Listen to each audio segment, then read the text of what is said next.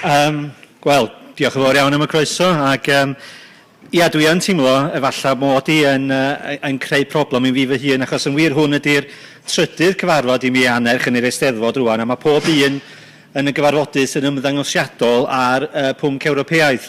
Ac wrth gwrs mae o bron iawn yn creu'r argraff bod gen i obsesiwn efo Ewrop dros bob dim arall, a swn i'n licio pwysleisio na tydi hynny ddim yn wir.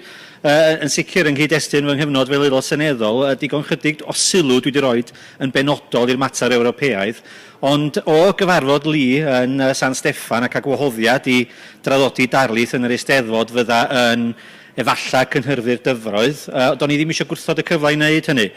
Ond dwi yn meddwl bod o'n bwysig i mi nodi i'r gweitha'r ffaith bod pobl efallai'n credu bod gennau obsesiwn Ewropeaidd, ac wrth gwrs dwi'n helpu fy hun yn hynny o beth trwy fod hefyd yn un o noddwyr mesur James Wharton sydd yn debygol o sicrhau referendwm ar ddyfodol Prydain yn Ewrop.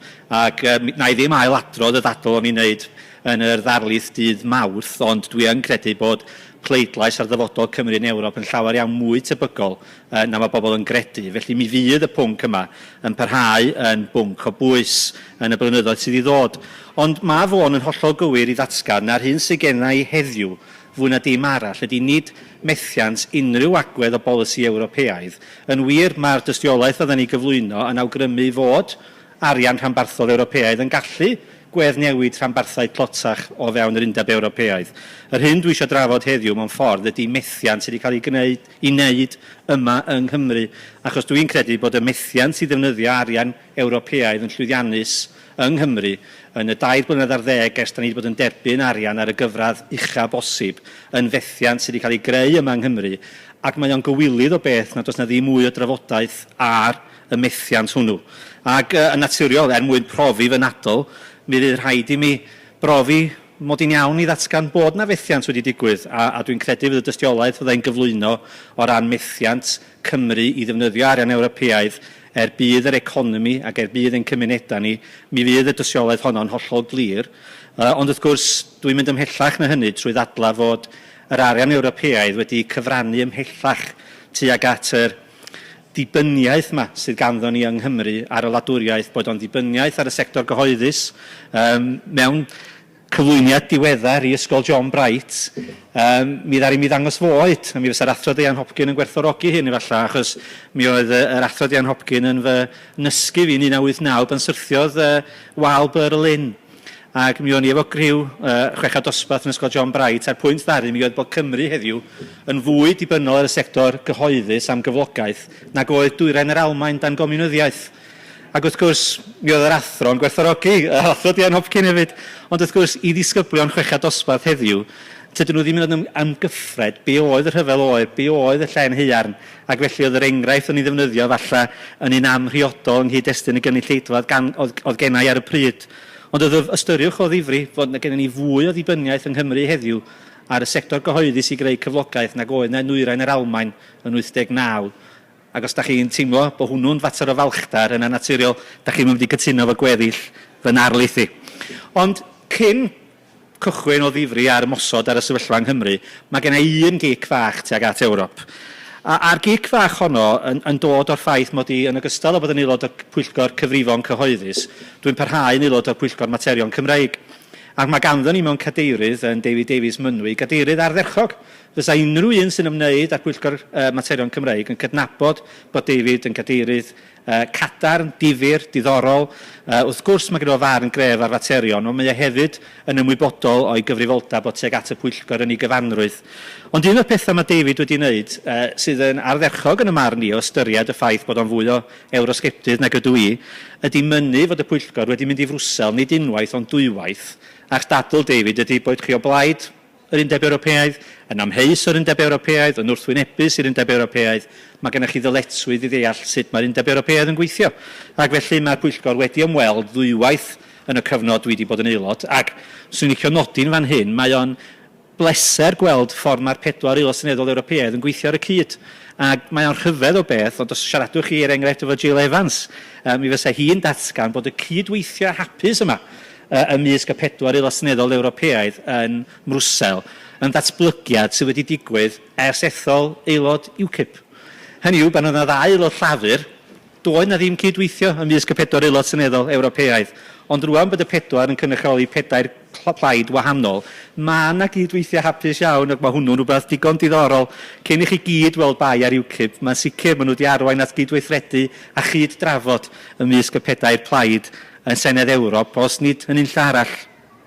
Ond y pwynt sy'n licio wneud, yn ystod yr ymweliad ag Brwsel, mi ddaru ni gyfarfod aelod o'r comisiwn sydd yn gyfrifol am ddosbarthu arian rhanbarthol. A'r hyn ddudodd yn y cyfarfod oedd bod o'n bleser ganddo gyfarfod aelodau seneddol o Gymru. A mi ddwedodd o, a dwi'n gobeithio bod fi ddim yn torri rheol Gymraeg yn ormodol trwy ddyfynu'n Saesneg, we consider Wales an exemplar region. Ac wrth gwrs mi fysa bobl yn y cynulliad a swyddogion WEFO wrth i bodd, WEFO di'r Wales European Funding Office gyda llaw. Mi fydden wrth i bodd y glwad bod Wales an exemplar region. A dyma fi'n gofyn iddo, wel sut yn y byd da chi'n gallu deud hynny o ystyried y ffaith bod bob un mesur o berfformiad economaidd Cymru wedi dirywio ers ni dderbyn arian Ewropeaidd. Ac ateb y gwrp yn heddig oedd, well, in Brussels we measure compliance, not outcomes. A dyna ni, y gwir plaen amdani, mi alla fod yn slogan i'r Gymru newydd. Anghofiwch am yr economi, sbiwch ar y gwaith papur, boes. A dyna un o'r pryderon sylweddol sydd gennau. Ac o ran cefndir y pryderon sydd gennau bod ni'n sicrhau bod y gwaith papur yn dda, ond yn poeni dim am yr hyn sydd yn digwydd efo'r arian sy'n cael ei wario. Nid cwyn ddiweddar ydy hon. Dwi'n credu bod o'n deg i mi ddadla mod i wedi trafod y broblem yma cyn dyfodiad arian Ewropeaidd amcan 1. Achos cyn amcan 1, mae yna rhai o'n chi'n y gynulleidfa yn sicr, a dwi'n edrych ar gyn brifeithredwr Antitifi fan hyn falle, sydd yn cofio arian 5B. Mi oedd arian 5B yn bodoli i gefnogi ardaloedd o Gymru cyn i ni rioed cael ceiniog arian amcan 1. Ac yr hyn oeddwn ni'n weld fel un ddari ddechrau ei hunan gyflogaeth trwy weithio ar gynllun amcan 5B i gwmni Menter y Busnes, cynllun oedd yn cael ei arwain gan Adam Price ar y pryd. Yr hyn ddari mi weld yn gyson wrth ddelio efo arian 5B oedd yr union broblemau da ni wedi weld efo arian amcan 1, sef fod yr arian 5B, yr arian Ewropeaidd yma, yn cael ei weld fel cyfle i'r sector gyhoeddus, i awdurdodau lleol, i gyrff gyhoeddus yng Nghymru, i lunio a datblygu prosiectau oedd yn fanteisiol iddyn nhw efallai, oedd wrth gwrs efo bwriad o wella'r economi, ond oedd ddim o ddifri'n targedu'r union sector honno'r economi, sef y sector sydd yn creu swyddi, yn creu cyflogaeth, yn creu cyfoeth, sef y sector breifat.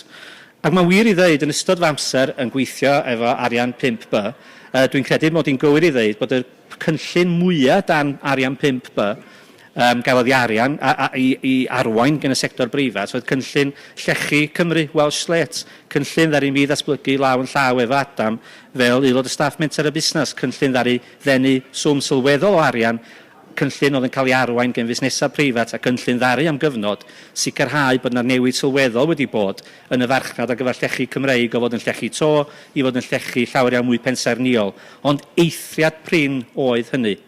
Ac i brofi wrth yn rhagor bod fi'n pregethu hen bregath, dwi'n cofio sgwennu papur law yn llaw efo Adam, fo mae'n digwydd, i Gyngor Gwynedd yn nodi be oedd gwendida arian 5B, a hynny cyn bodolaeth, cyn i ni dderbyn arian amcan 1.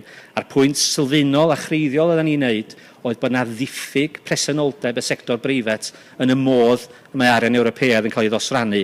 Oedden ni'n gwneud y pwyntiau yma cyn i arian amcan 1 gael ei ddosrannu. Ac yn wir, dwi'n cofio gwneud y pwynt hwnnw mewn cynhadledd yng Ngwesty'r Seions Manor wrth ymwyl Caernarfon. Ac ymysg y gynulleidfa oedd 2 aelod newydd i hethol yn y cynulliad, sef yr athro Phil Williams a David Wigley. A gwrthod y ddadl ddaru'r ddau, gwrthod ym mhryderon ni. A'r hyn dwi'n gofio gen Phil Williams yn benodol oedd i ymdeimlad o y byddai'r arian oedden ni'n dderbyn ar gyfer amcan 1 mor sylweddol mi fydda fo yn ei hun yn drawsnewidiol. Ac wrth i ni ystyried methiant amcan 1, mae rhaid i chi gofio hynny. Mi oedd Phil Williams un o'r bobl mwyaf galluog, os nad y mwyaf galluog, sydd wedi cael ei ethol i'r cynulliad, yn sicr bod maint y waddol Ewropeaidd oedden ni'n mynd i dderbyn mor sylweddol nes y bydda fo yn ddoi hun yn sicrhau bod y sector breifat yn dod yn rhan o'r broses. Dyna oedd yr hyder o ganddo fo. Rwan, yn y marn ni, efallai bod yr hyder hwnnw wedi bod yn naif, ond yn sicr mi oedd o'n gwbl anrydeddus yn ei farn ar y pryd, y bydda maint yr ymyrraeth Ewropeaidd yn ddigon i sicrhau y bydda y sector breifat yn dod yn rhan o'r broses. Ond yn anffodus, dwi'n credu bod hanes yn dangos efallai bod o wedi bod yn anghywir. Ac felly mae hynny droi at sefyllfa economaidd Cymru yn y 2 blynedd ar 10 ers i ni fod yn derbyn arian Ewropeaidd. Rwan, dwi yn honni fod o wedi bod yn fethiant sylweddol, a gadwch ni ystyried y ffeithiau. Yn ôl yn 1999, pan y datblygwyd y syniad o drio sicrhau arian Ewropeaidd, yn wir, pan y datblygwyd y syniad o greu'r map artiffisial yma o Gymru, sef Gorllewin Cymru a'r Cymoedd, a dydw i ddim yn ymosod ar greu y map hwnnw. Dwi'n deall yn iawn pan bod yna unigolion yn y cynulliad a chyn dyfodiad y cynulliad wedi galw am greu map fydda'n sicrhau arian Ewropeaidd i Gymru. Mi oedd yr rhesymeg dros wneud hynny'n gadarn, sef sicrhau bod Cymru yn derbyn arian mwyn gweddnewid ein economi. Felly dwi ddim yn ymosod ar greu y map artiffisial braidd hwnnw. Os wedi'r cyfan, mae'n anodd iawn gweld beth sydd gan Ddyffryn Clwyd yn gyffredin o ran problemau economaidd efo Merthyr. Mae'n anodd iawn gweld beth sy'n Ben Llŷn yn gyffredin yng nghyd-destun datblygiad economaidd efo'r hyd aman. Dyna di'n himlad i'n gyffredinol. Ond mi oedd y rheswm dros greu y map yn un clodwiw fyddwn ni'n dadla. Ond yn 1999, mi oedd yna 57 o ranbarthau yn Ewrop yn denu arian Ewropeaidd ar y raddfa ucha, sef graddfa amcan 1. 57. Rwan cofiwch, yn 1999, doedd yna ddim un o wledydd dwyrain Ewrop ac eithrio dwyrain yr Almaen oedd wedi uno fel rhan o'r Almaen newydd. Doedd yna ddim un o wledydd dwyrain Ewrop yn rhan o Ewrop. A dyna pam mi oedd bobl yn datgan hwn oedd yn cyfle mawr ni. Mi oedd Cymru yn mynd i gael un cyfle a un cyfle'n unig, achos wrth gwrs y munud y deagledydd dwyrain Ewrop i mewn i'r Undeb Ewropeaidd, mi fydda lefel GDP Ewrop yn syrthio ac felly fe fydda Cymru mewn cymhariaeth yn codi uwchlaw y lefel o 75%. Felly yn 1999, 57 rhanbarth yn derbyn arian Ewropeaidd ar y lefel ucha. O'r 57 honno, mae yna 14 yn dal yn 2014 yn mynd i fod yn derbyn arian Ewropeaidd ar y lefel ucha.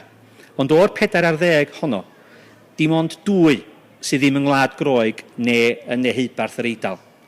Mewn geiriau eraill, o'r 57, os da chi'n eithrio Gwlad Groeg a deheubarth yr Eidal, dim ond un rhanbarth yn Sbaen a Chymru Fach sydd wedi methu manteisio ar y buddsoddiad Ewropeaidd mwyn symud allan o sefyllfa odlodi gymharol. A dyna pam dwi'n dweud na nid problem Ewropeaidd ydy hon. Mae'n broblem sydd wedi cael ei chreu yma yng Nghymru. 2 yn unig, fel dwi'n dweud, o'r 4 ar 10 sydd dal i dderbyn cyllid Ewropeaidd ar y raddfa ucha sydd ddim unai yn ne yr Eidal neu yng Ngwlad Groeg. Ac os da chi'n edrych ar y sefyllfa yma ym Mhrydain, mae o yn fater o gywilydd, fyswn ni'n dadla, fod Gogledd Iwerddon wedi codi allan o fod yn denu arian amcan 1. Mae Glana Mersi wedi codi allan o fod yn denu arian amcan 1. Ac eto mae Cymru nid yn unig yn parhau i ddenu arian amcan 1, ond mae'n sefyllfa gymharol ni wedi parhau i weithygu. A mae hwnnw yn y marn ni yn fater o gwylydd ac y dylen ni fod yn gofyn cwestiynau mawr. Pam fod hyn wedi bod yn gymaint o fethiant? Ac wrth gwrs mae y rheswm da ni dal i fod yn gymwys am arian Ewropeaidd ar y lefel ucha ydy oherwydd bod Ewrop yn dosrannu yr arian ar sail ffigurau GDP.